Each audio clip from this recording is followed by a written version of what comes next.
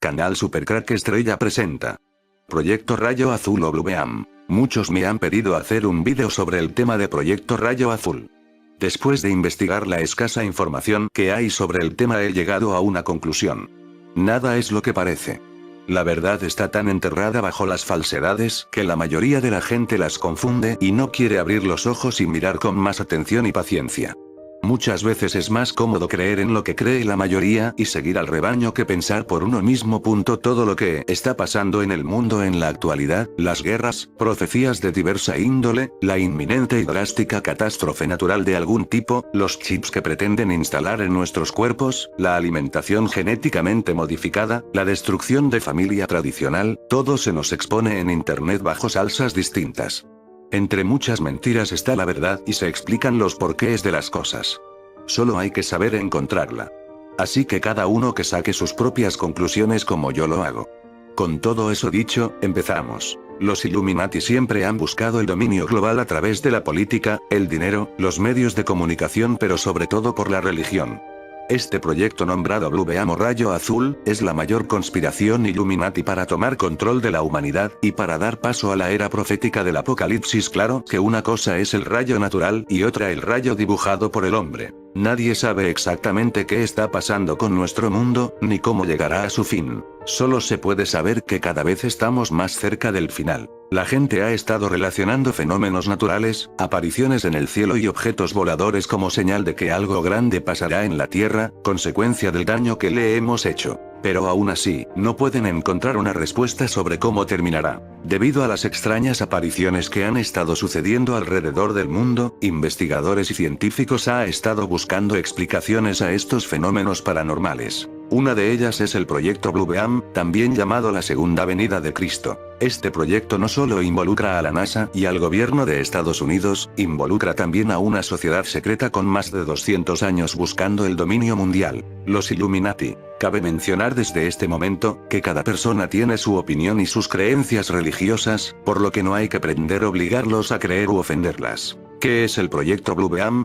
El BlueBeam Project, Proyecto Rayo Azul, es una teoría de conspiración, obra del canadiense Serge Monast, la cual involucraría al gobierno de los Estados Unidos, los Illuminati, el grupo Bilderberg y la NASA, entre otros, que consistente en apariciones extraterrestres y divinas artificiales, con la supuesta intención de quebrantar la conciencia humana, y facilitar el camino hacia un nuevo gobierno. El principal objetivo de este proyecto es crear en el mundo el nuevo orden mundial mediante fenómenos religiosos, dependiendo de la región y la religión. La idea es reconfigurar las creencias de cada cultura. Desafortunadamente, esto opera en la premisa que el hombre, de algún modo se volverá Dios en forma humana y controlará a otros hombres y dictará todas las acciones y pensamientos. Tiene un dejo algo parecido a lo que se creyó sobre sí mismo Adolfo Hitler y muchos otros que pensaron llegar a ser dueños de la humanidad, sin pretender ser tremendista ni asustar a nadie. Ocupando tecnología avanzada, como hologramas, el proyecto está organizado en 4 etapas, las cuales se desarrollarán más adelante. El tema de los Illuminati y su gobierno, son temas secretos de los que no todos están informados.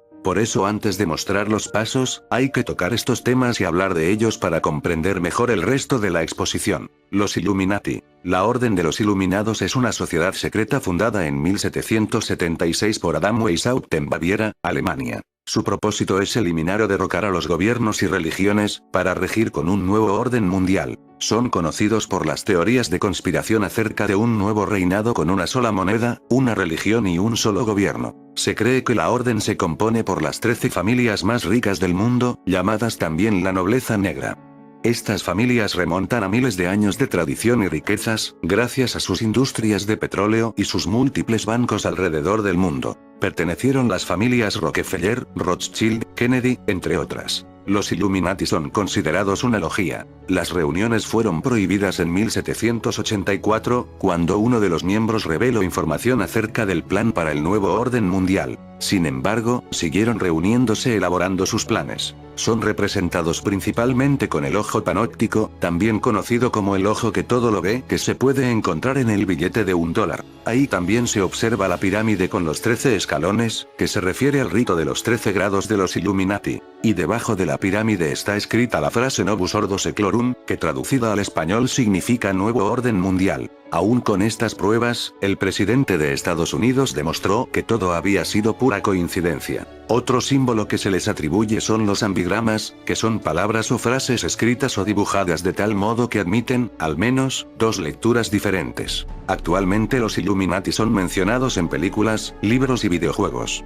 Se les asocia con el ocultismo, con sucesos actuales que están marcando historia, como el 11 de septiembre, y profecías sobre el fin del mundo. Nuevo Orden Mundial. El Nuevo Orden Mundial es una teoría conspirativa que afirma la existencia de un plan diseñado con el fin de imponer un gobierno único comunista conformado por líderes mundiales, figuras religiosas, magnates, financistas y celebridades de todos los rincones del globo con el propósito de unir al mundo bajo un solo gobierno, con una sola moneda y una sola religión. No solo los Illuminati participan en este plan, también están involucrados judíos, masones, la Iglesia Católica y el gobierno de Estados Unidos. De acuerdo con algunos, hay ciertos signos que prueban esta conspiración. Uno sería los misteriosos símbolos Illuminati en los billetes americanos, no solo en el de $1, sino en el de 20, donde al hacer unos dobleces, se pueden apreciar imágenes del incidente del 11 de septiembre. Otro ejemplo serían los extraños murales en el aeropuerto internacional de Denver, ya que está repleta de símbolos masones, mensajes apocalípticos codificados, gárgolas, y geometría nazi.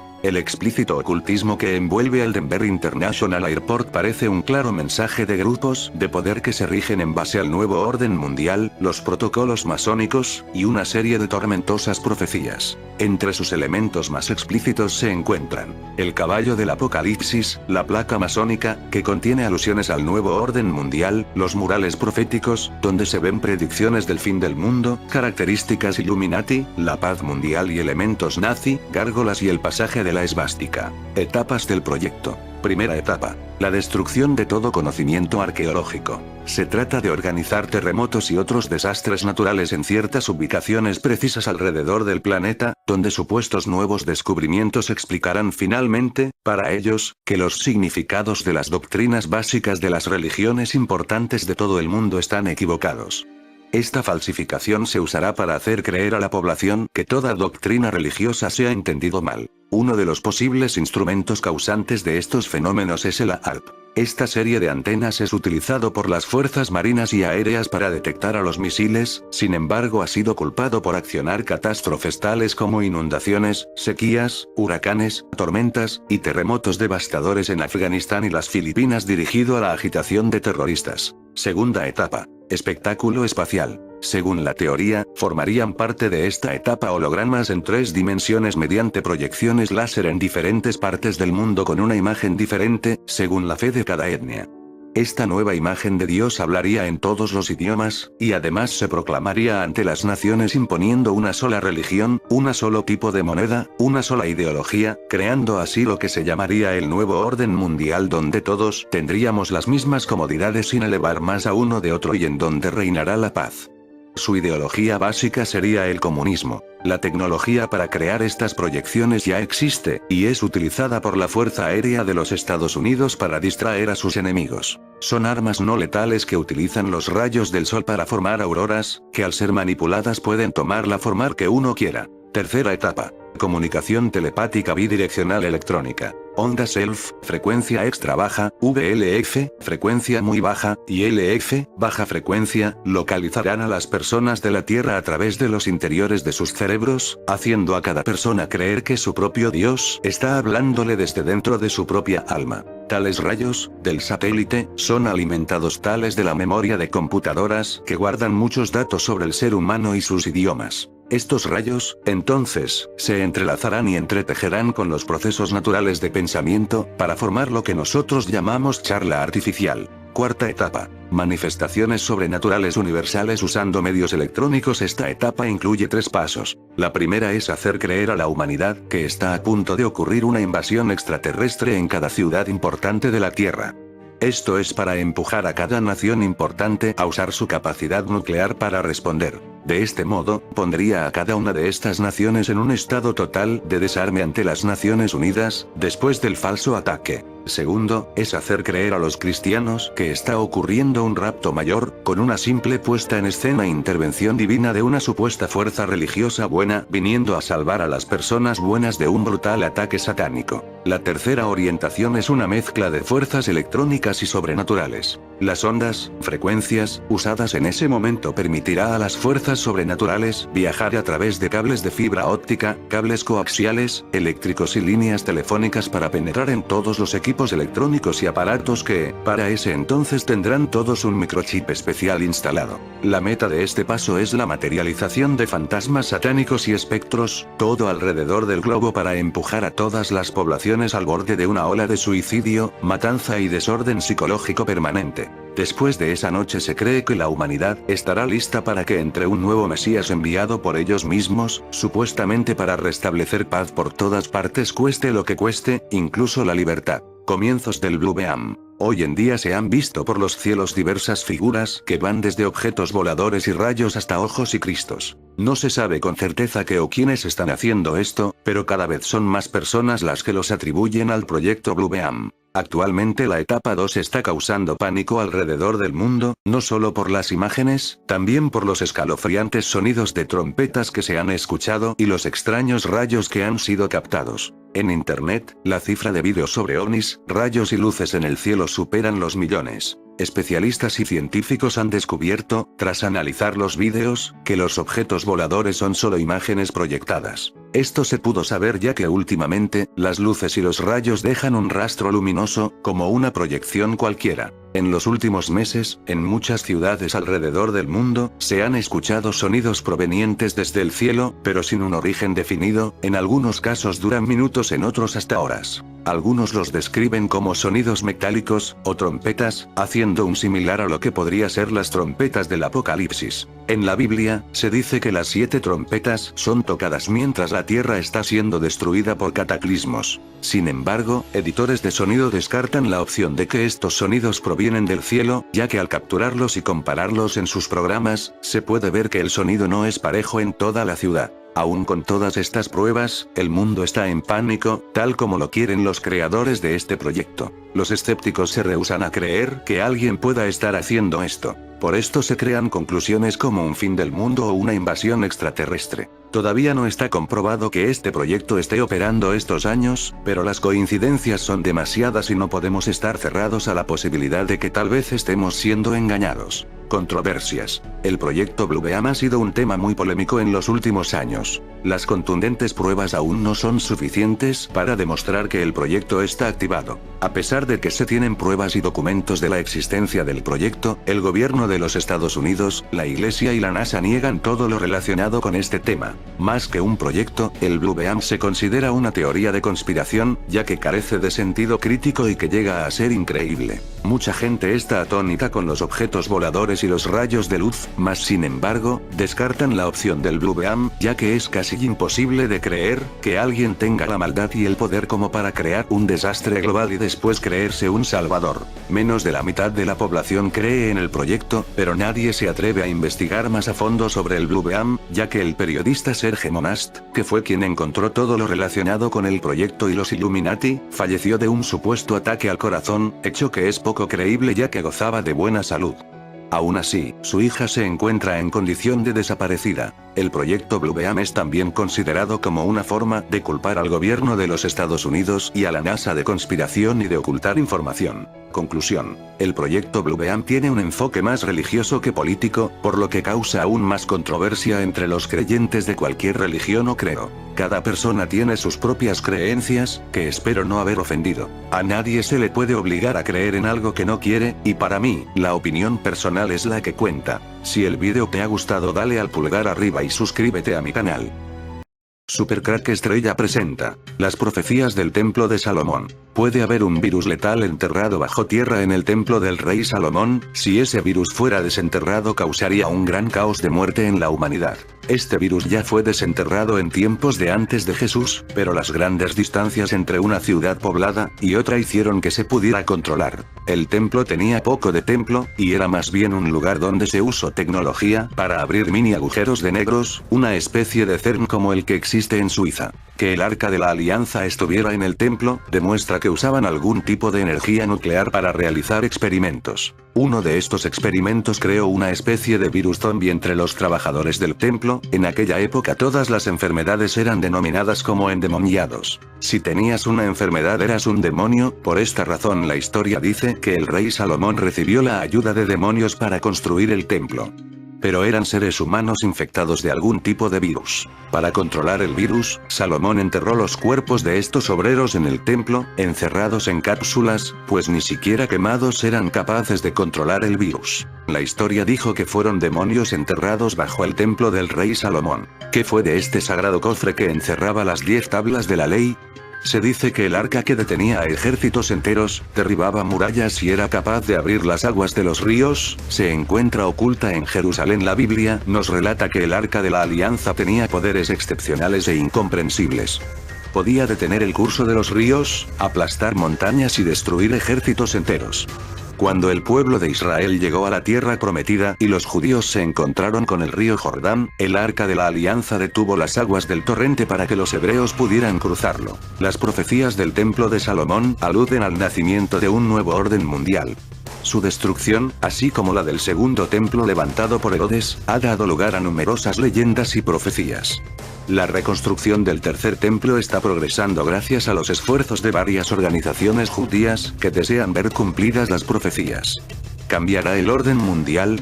Es un elemento clave en la profecía bíblica que involucra el regreso de Jesucristo a la tierra. La construcción del tercer templo de Jerusalén. Un movimiento en Israel está trabajando para que esto ocurra. El 7 de junio de 1967, una brigada israelí comandada por Mota Gur hizo un anuncio que los judíos habían esperado oír durante unos 2000 años. El monte del templo está en nuestras manos. El monte del templo está en nuestras manos, dijo Gur. Retomar este templo fue importante por varias razones. Por un lado, es donde el rey Salomón construyó el primer templo judío. Después de que los babilonios lo destruyeron, Zorobabel puso la primera piedra para un segundo templo, que más tarde fue ampliado por el rey Herodes. Después, cayó en el 70 después de Cristo, en manos de los romanos. Cuando el comandante Gur declaró que el monte del templo estaba de vuelta en manos judías, reavivó la esperanza por un tercer templo tan esperado. La Guerra de los 6 días fue un milagro de proporciones bíblicas, y fue una apertura para una nueva era para Israel y el mundo entero, dice Rabbi Chaim Richman, Instituto del Templo. El Rabbi Chaim Richman, del Instituto del Templo, está dedicado a la reconstrucción del templo judío. Él lo ve desde la Guerra de los 6 días como un cambio profético. Sería difícil no ver lo que ha sucedido en los últimos 50 años como un hecho tremendo. No solo cumpliendo la profecía, sino por ser un tremendo salto, un tremendo avance, más que profético, es como un beso del cielo. Un beso divino, es como un pincel íntimo con la realidad, de la compasión y el amor de Dios que cumple sus promesas, comenta Richman. El instituto comparte una conexión clave con la batalla por Jerusalén. Su fundador, el rabí Israel Ariel, sirvió con la brigada de 55 paracaidistas que capturaron el monte del templo. Después de la victoria, una guía jordana les dio un recorrido destacable. Su trabajo consistía en llevar la ametralladora de la compañía. Hay una fotografía muy bonita de eso. En realidad, la primera noche de la liberación de Jerusalén, se le dio la tarea de custodiar el lugar del Domo de la Roca, que por supuesto es donde está el lugar santísimo. La historia que nos contó dice que los soldados estaban en el monte del templo y fue como la primera hora o así. Y se les acercó un jordano de vestido occidental que explicó que él era el guía turístico oficial para el parlamento jordano y se ofreció a llevar a los soldados y mostrarles los sitios en el monte del templo. Él tomó a los soldados y al rabino y él dijo, bien que esto es exactamente donde el santuario estaba. Aquí es donde estaba el altar y entonces aquí estaba la menorá. Él les decía todas estas cosas acerca de la historia del templo sagrado. Finalmente, el rabino le preguntó, ¿por qué nos está diciendo todo esto? Y él dijo, Bien, tenemos la tradición de nuestros padres, y ellos de sus padres, que un día los judíos harían una guerra y conquistarían esta montaña y reconstruirían el templo sagrado y asumo que empezarán mañana. Quiero que esto sea mi parte ayudándoles, relata Richman. Richman dice que ellos quedaron muy sorprendidos, pero en el fondo parece que no estábamos listos. 50 años después, esto está cambiando con el Instituto del Templo, preparando planos y recogiendo elementos oficiales del templo tales como, las prendas sacerdotales. Richman está disipando mitos sobre el templo a través de YouTube. Todo esto significa que, hablar de reconstrucción del templo ya no se considera una idea descabellada. Las profecías bíblicas acerca de que este templo será reconstruido y pasará otra vez a manos de los judíos, son muy claras. El profeta Daniel predijo que un príncipe que vendría y que surgiría de alguna de las naciones que pertenecieron al antiguo imperio romano haría cesar la ofrenda de los sacrificios judíos en el templo, a los 3 años y medio de su carrera. Este príncipe será la persona del anticristo, a quien, tanto el profeta Daniel como el Señor Jesucristo, llamaron la abominación desoladora. Daniel 9, 27. Mateo 24, 15. El anticristo pues, iniciará su carrera política firmando un tratado de paz entre las naciones árabes y el pueblo de Israel. Esto lo convertirá inmediatamente en un héroe mundial de la paz. Pero, a los 3 años y medio traicionará a los judíos, violando el pacto y repitiendo a la abominación que anteriormente hizo Antíoco Epífanes, a.C., al sacrificar un cerdo en el lugar de los sacrificios. En este momento el anticristo se proclamará Dios y comenzará la persecución más sangrienta que haya existido contra Israel. Mateo 24, 15. 2 Tesalonicenses 2, 3, 4. Apocalipsis 11, 1, 2. 13, 4, 7. Los árabes han prohibido actualmente cualquier excavación arqueológica en los alrededores, sin embargo, los judíos han podido excavar a los lados del monte y han hecho un túnel de 300 mts de largo, llamado túnel rabínico. Un judío ortodoxo escocés llamado Asher Kaizman, acaba de hacer un estudio muy completo que contiene toda la información recopilada, y en la revista arqueológica bíblica escribió que el lugar santísimo no estaba localizado donde está actualmente la cúpula de la roca o la mezquita de Omar, sino como a 50 metros, más hacia el norte del monte Moriah. El arquitecto, arqueólogo e historiador Leonard Meyer, uniendo la arqueología con la historia, ha ofrecido la última teoría acerca de la localización del templo. Él dice que el lugar exacto donde se encontraba el lugar santísimo con el arca del testimonio, era sobre la plataforma construida sobre la roca Sacra, que es la roca sobre la cual está construida actualmente la cúpula de la roca. Si este arqueólogo está en lo correcto, esta mezquita tendrá que ser demolida muy pronto. Es increíble que cuando las legiones romanas arrasaron Jerusalén, no pudieron demoler esta plataforma rectangular que el rey Herodes el Grande construyó como base del templo. Esta plataforma tiene 500 mts de largo y 300 mts de ancho. Uno de los documentos en los que se cita el sello de Salomón es el Testamento de Salomón. Es un tratado pseudoepigráfico sobre las formas y las actividades de los demonios y los encantamientos efectivos contra ellos. Se ha afirmado que este texto fue escrito por el propio Salomón, y que aporta información acerca de ciertas experiencias del antiguo rey en el transcurso de la construcción del templo de Jerusalén. Gracias a este anillo, Salomón comenzó a poner a los demonios bajo su control, siendo el primero de ellos Ornias, el demonio que había estado atormentando al hijo del maestro de obras de Salomón. Al interrogar a los demonios a los que invocaba, Salomón pudo aprender sus nombres y la forma en la que acosaban a los seres humanos, además de cómo poder contrarrestarlos. No solo eso, el rey consiguió obligar también a estos demonios a que trabajasen para él. Como ejemplo de ello diremos que Salomón ordenó al demonio Asmodeo que le ayudara en la construcción del templo. Una vez finalizada la construcción del templo, Salomón ya tenía a todos los demonios prisioneros dentro de botellas. Se dice que estas botellas fueron enterradas bajo el propio templo, que los demonios habían ayudado a construir. En una de las versiones de la historia, estos demonios fueron liberados cuando Nabucodonosor conquistó Jerusalén. Al ser destruido el templo, los babilonios encontraron las botellas que Salomón había enterrado.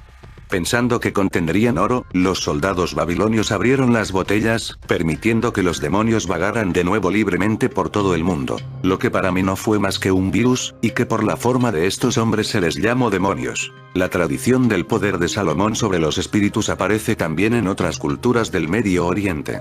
Ejemplo de ello es el libro de las 1001 noches, en el que se indica que a Salomón, hijo de David, se le considera el señor de los Ifrit, genios, y se indica que castigó a los Ifrit rebeldes que se negaron a seguir la religión y someterse a su obediencia, encerrándolos en jarrones que tenían un sello de plomo, en el que figura impreso el nombre del Altísimo Alá. La primera sección del libro se le llama Ars Goetia. Esta describe a los 72 demonios que él dice haber invocado y encerrado en una vasija de bronce, sellada con símbolos mágicos, y que obligó a trabajar para él. Parece ser que el Arca de la Alianza no era el santo de los santos, sino, entre otras cosas, el embalaje de una máquina que producía alimento. Solo podían acercarse a la misma los elegidos, es decir, aquellos que fuesen conocedores de su manejo.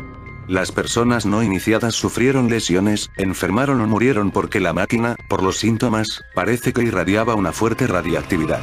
El maná, según el libro del Éxodo, era el alimento enviado por Dios todos los días durante la estancia del pueblo de Israel en el desierto. Todos los días menos el sábado, por lo cual debían recolectar doble ración el viernes. También se encuentran referencias en midrashes judíos, que el maná tenían el sabor y la apariencia de aquello que uno más deseaba. En el Arca de la Alianza se conservaba una muestra suya. El maná también se menciona brevemente en el Corán, en las Azoras al-Baqara, al-Araf, y Taha, mencionando la fuente divina del maná como uno de los milagros con los cuales Dios favoreció a los israelitas. En el libro del Éxodo se le describe apareciendo cada mañana después de que el rocío hubiera desaparecido, y debía ser recogido antes de que el calor del sol lo derritiera. Según Números llegaba con el rocío, por la noche. Según la descripción bíblica, el maná se parecía a las semillas de coriandro, era de color blanco, y tras molerlo y hornearlo se parecía a las obleas con miel, aunque en Números se describe del mismo color que la mirra india, y añade que algunas de las tortas sabían a tortas aceitadas. Los exégetas creen que estas diferencias se deben que el Éxodo es un texto yavista, mientras el de Números es de fuente sacerdotal. El Talmud babilónico explica que las diferencias en la descripción se debían a que su gusto variaba según quien lo tomaba, miel para los niños, aceitunas para los jóvenes, pan para los mayores. La literatura rabínica clásica soluciona la cuestión de si el maná caía antes o después del rocío, explicando que lo hacía entre dos capas de humedad. Es interesante observar que, independientemente, los egiptólogos Howard Middleton Jones y James Michael Wilkie, en su primer libro sobre la Gran Pirámide, Giza Genesis de Best Kept Secrets, muestran cómo la explicación bíblica de la construcción del arca es una descripción del pasaje hacia adentro de la Gran Pirámide, donde dicen que se almacena la alianza, llamada el Arca de la Alianza. Según se dice, el Arca de la Alianza es un portal, y reúne o hace puente entre bandas de frecuencia de dimensiones, algo similar a lo que es logrado por los llamados agujeros de gusano de la física y la ciencia ficción. Esta parece que es una de las funciones del Arca. Se afirma que la tecnología del Arca de la Alianza fue instalada en nuestro sistema planetario para contrarrestar desequilibrios y distorsiones creados por interferencias negativas. La Gran Pirámide fue construida, al parecer, alrededor del 46.000 a.C., y luego reconstruida varias veces alrededor del 28.000 a.C., 10.500 a.C., y 9.500 a.C., después de distintos cataclismos. Podríamos añadir que este lugar es también un vórtice de energía central de la Tierra, correspondiente a un chakra en los humanos. Este vórtice fusionó las frecuencias de la tercera y cuarta dimensión. Y cuando está activo, dentro de la cámara de resonancia armónica de la pirámide, crea una alineación interdimensional con un sistema similar en Sirio, lo que permite algún tipo de teletransportación. El arca está asegurada y oculta dentro del templo del rey Salomón, aunque hay otras teorías que dicen oculta dentro de la esfinge, más allá del portal interior de la tierra alrededor de donde fue construida la esfinge alrededor de la época de la Gran Pirámide. Pero la tierra interna no significa el centro de nuestra tierra. La esfinge fue construida, al parecer, por los Anunnaki, fundadores de la cultura sumeria. La cabeza era la de un Anunnaki como un recordatorio de su herencia. El Arca de la Alianza siempre acompañaba a los judíos cuando iban a librar una guerra o una batalla, como ocurrió durante la conquista de Canaán. Con ella, los judíos se sentían protegidos, porque el arca poseía tales poderes, que la convertían en un arma absolutamente letal. Ellos decían, que en su interior residía la ira de Dios. Así que, en el cerco a la ciudad de Jericó, 7 cuernos de carnero, tocados de forma constante por 7 sacerdotes, y acompañados del arca, consiguieron destruir los muros y asediar la ciudad. Pero los shofar no han sido las únicas armas sónicas de la antigüedad del que se tenga constancia. En Números 10, 1, 2. Aparecen las instrucciones divinas dadas a Moisés, para que hiciera 2 trompetas de plata. ¿Es casualidad que sean siempre los dioses, quienes dan instrucciones y conocimientos tecnológicos y avanzados, a los seres humanos? La palabra hebrea Chatzot Será, aparece 29 veces en el Antiguo Testamento. Se ha traducido casi siempre como trompeta, excepto en 3 ocasiones, que aparece como trompeteros, y una vez como bocina, apareciendo solo una vez en singular. Durante el exilio de los israelitas en el desierto del Sinaí, que duró 40 años, el Éxodo describe que se construyó el arca cuando Moisés les reveló la ley divina y fundó la religión hebrea, pero su función no se revela hasta los 3 siguientes libros: Levítico, Números y Deuteronomio. Solo los levitas podían tener acceso a ella. El Levítico relata que Dios se aparecía en una nube encima del arca, y en el libro de los Números cuenta que Dios hablaba desde allí, y que la nube del Señor flotaba sobre el arca para proteger a los israelitas mientras la transportaban por el desierto. La última referencia sobre el arca de la alianza en el Antiguo Testamento, es en el libro de Jeremías, justo antes de que los babilonios saquearan el templo en el año 597 AC. Parece más que evidente, que el arca de la alianza era un complejo dispositivo tecnológico. La palabra arca, hacía referencia a una tecnología extremadamente avanzada, que se podría traducir como arquear curvar. El arca de la alianza era un generador de energía, o parte de un sistema de producción de energía. Esta energía podía utilizarse como un arma de ondas sónicas como en Jericó, como un medio de radiocomunicación o como un arma de gran poder y devastador, así como un portal dimensional.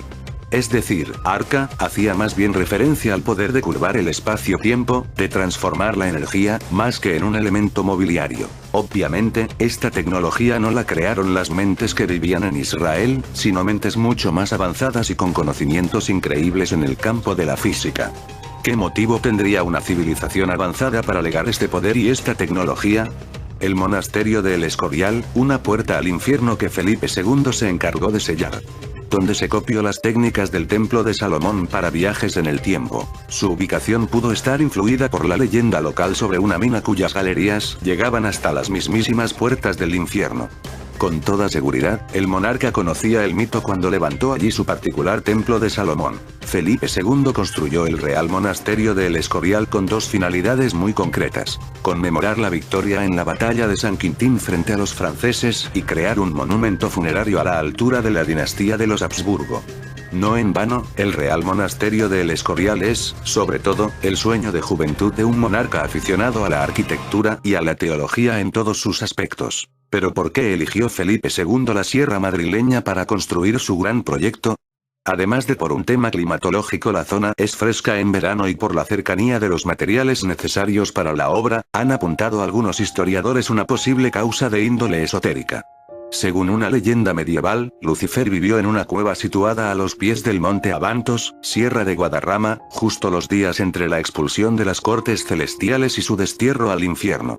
En esos días, el ángel rebelde comenzó su andadura por toda la tierra, donde creó 7 puertas para acceder a las tinieblas.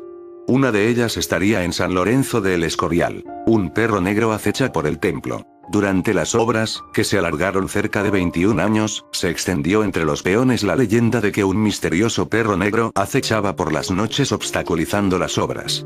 Y si hacemos caso a esta historia entre el mito y la realidad, el perro fue finalmente capturado y se ordenó que se le ahorcase en una de las torres del monasterio, donde permaneció meses. Sobre los planos y la simbología oculta del monasterio de El Escorial mucho han hablado los historiadores. Felipe II ordenó construir una estructura típicamente renacentista, según los criterios racionalistas de la época, pero basado en el mítico Templo de Salomón. Varios arquitectos contemporáneos han coincidido en dictaminar que el Templo de Salomón, tal y como ha sido representado tradicionalmente, y el Real Monasterio de El Escorial guardan muchas similitudes. Así, el hispanista René Taylor llegó a afirmar que el edificio tiene una geometría oculta sustentada por el cuadrado, el círculo y el triángulo. En los textos bíblicos, no obstante, se asegura que los planos del Templo de Salomón están diseñados directamente por Dios.